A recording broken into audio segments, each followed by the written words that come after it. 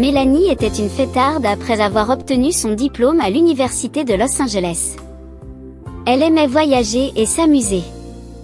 Mélanie était à Rome lorsqu'elle a reçu un coup de téléphone lui annonçant la mort de son jeune frère Randy, à l'âge de 20 ans. Il était le plus jeune des 5 membres de la famille et Mélanie et lui étaient très proches. Son corps a été retrouvé flottant dans une piscine à 5 heures du matin. Les médecins légistes ont suspecté une crise cardiaque. Rien ne prouve qu'il s'agisse d'un acte criminel. Le cœur brisé, Mélanie est rentrée chez elle à Los Angeles pour chercher des réponses. Pourquoi Randy est-il mort? Elle s'interroge sur la mort elle-même et sur ce qui arrive aux gens après leur mort. Elle s'interroge sur le sens de la vie. Mélanie a intensifié sa vie de fêtarde, cherchant à fuir sa douleur. C'est alors qu'une de ses sœurs, qui souhaitait devenir actrice, l'a invitée à prendre des cours de théâtre. C'est un bon moyen de se défouler et d'affronter sa douleur, lui dit-elle. Mélanie a pris des cours de théâtre et a commencé à jouer. Tombée amoureuse d'un Italien, elle part avec lui en Italie. 2 ans et demi plus tard, ils se sont séparés et Mélanie a repris sa vie de fêtarde tout en poursuivant une carrière d'actrice à Rome. Mais elle se sent de plus en plus vide dans sa vie de fêtarde. Elle se réveille triste tous les matins.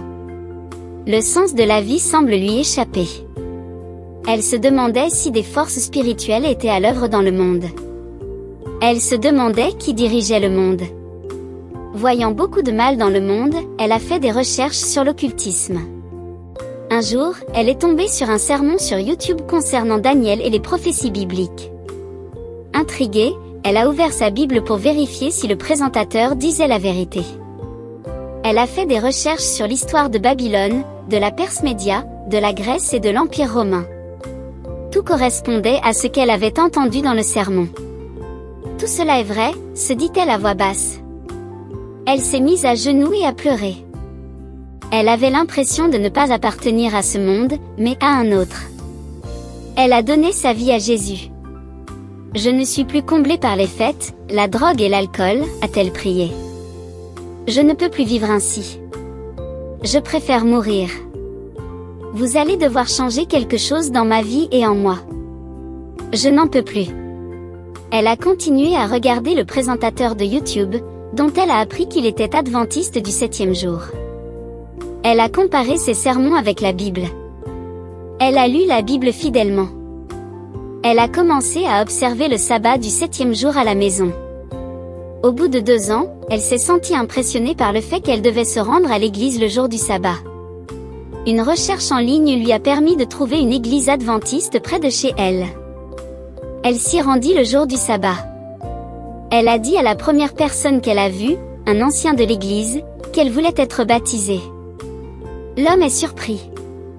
Elle lui explique qu'elle lit la Bible depuis 2 ans et qu'elle en suit les enseignements. La vie de Mélanie n'a pas changé du jour au lendemain après son baptême. Elle continuait à faire la fête et essayait d'intégrer sa nouvelle vie dans l'ancienne. Mais les choses qu'elle aimait faire auparavant sont devenues ennuyeuses. Les choses qu'elle considérait comme ennuyeuses sont devenues intéressantes. Elle vivait le processus de sanctification. Le Saint-Esprit grandissait en elle. Aujourd'hui, Mélanie sait que la mort est le résultat du péché. Elle sait que lorsque les gens meurent, ils dorment dans la tombe jusqu'à la seconde venue de Jésus.